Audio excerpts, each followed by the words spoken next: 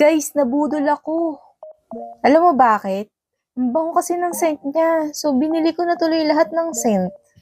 Pag bumili pala kayo ng diffuser, ito yung kasama niya. Yung diffuser niya, yung cable, at saka yung wall mount. So, pwede niyo siyang isabit. Pero pwede niyo rin siya ipatong kung saan niyo man gusto. Ang kagandahan dito is rechargeable and naka-timer siya. So, hindi ma-access sa pabango and then hindi rin ma-access sa kuryente.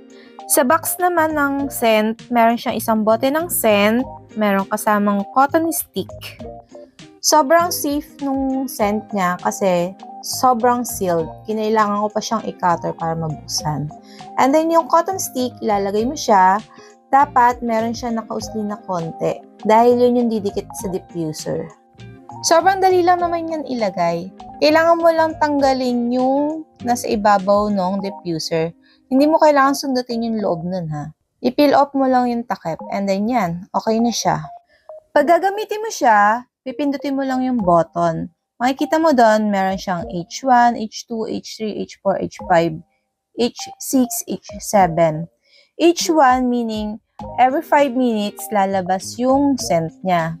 And then H2 every 10 minutes, H3 every 15 minutes, H4 every 20 minutes, H5 every 30 minutes, and then H6, continuous lang yung paglalabas ng scent niya.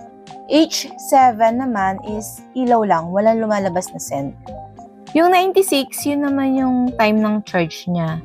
So, kung gusto mo rin ito, check my yellow basket or comment section. Bye-bye!